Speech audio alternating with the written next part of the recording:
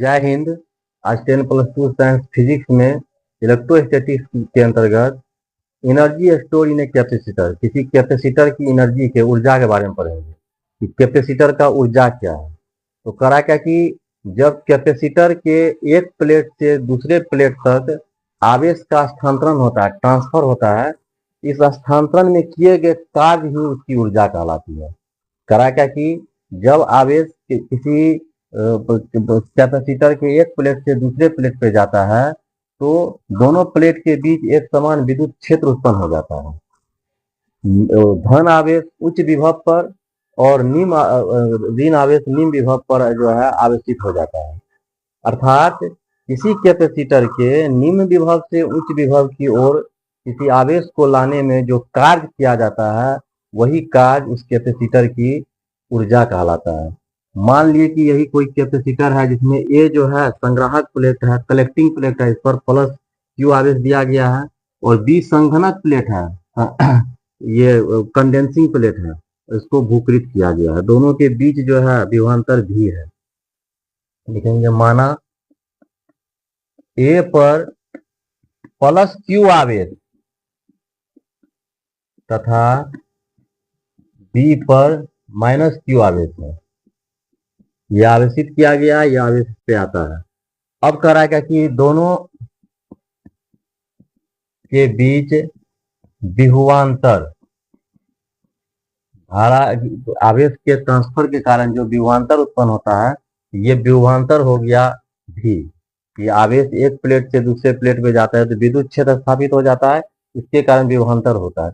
विभवांतर का सूत्र होता है आवेश बटे धारिता। इसका धारिता मान लिए सी, आवेश क्यू बटे धारिता सी, आवेश बटे धारिता।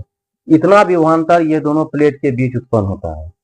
अब करा क्या कि इस विभवांतर के अधीन यदि डी क्यू आवेश को, अल्प आवेश को यदि हम एक प्लेट से दूसरे प्लेट पे ले जाए, लिखेंगे डी क्यू आवेश के ट्रांसफर में किया गया कार्य कि इस विभवांतर के अधीन यदि अल्प आवेश को एक प्लेट से दूसरे प्लेट पे ले जाते हैं तो कार्य कितना हो जाता है, तो डी डब्ल्यू। बताइए, एक अल्प आवेश के कारण कार्य डी डब्ल्यू मान लिया जाता है, तो कार्य बराबर यह हो जाएगा, इसका विभवांतर हो गया, इसका भी हो गया, विभवांतर गुना आवेश, कार्य बराबर भी इंटू डी क्यू। ये कार्य हो गया भी इंटू डी क्यू। इतना कार्य करना पड़ेगा अल्प आवेश को।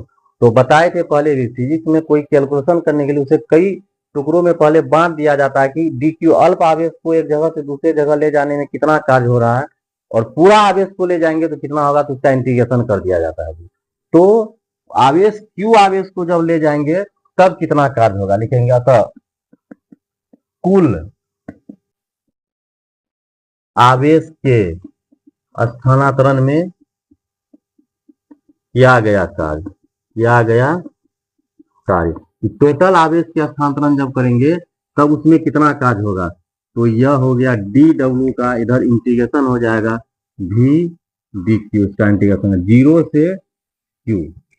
डी डब्ल्यू का इंटीग्रेशन तो डब्ल्यू होता है, अब भी का मान यहाँ हुआ क्यू बटे सी, Q by C into D Q, 0 से क्यू। 1/c यह जो है सी धारिता है, इसका कैपेसिटेंस है, यह जो है क्या कहते हैं कांस्टेंट रहता है। क्यू डी क्यू का जो है इंटीग्रेशन हो जाएगा क्यू स्क्वायर बटे 2, 0 से क्यू बड़ी क्यू। डिफिनिट इंटीग्रेशन है 1/2 बाहर आ गया, क्यू के जगह पर अपर लिमिट पहले यह क्यू स्क्वायर और फिर 0 का स्क्वायर, तो ये हो गया 1/2c इंटू क्यू स्क्वायर। इतना कार्य किया जाता है एक प्लेट से दूसरे प्लेट तक आवेश के हस्तांतरण में कैपेसिटर के द्वारा, और यही कार्य इसकी विद्युत ऊर्जा के रूप में संचित हो जाती है। यही कार्य, इसको ऐसे भी लिख सकते हैं, या 1/2c, क्यू बराबर होता है c/v, ये c हो गया धारिता, भी हो गया इसका विभवांतर, यानी कि u बराबर ऐसे भी लिख सकते हैं 1/2c c square v square, c से c कट गया तो 1/2 सी भी स्क्वायर।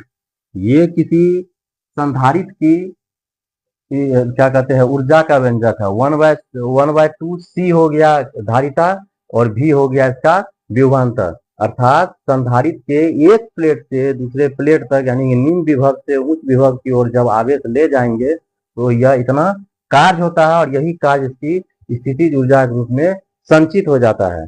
जय हिंद।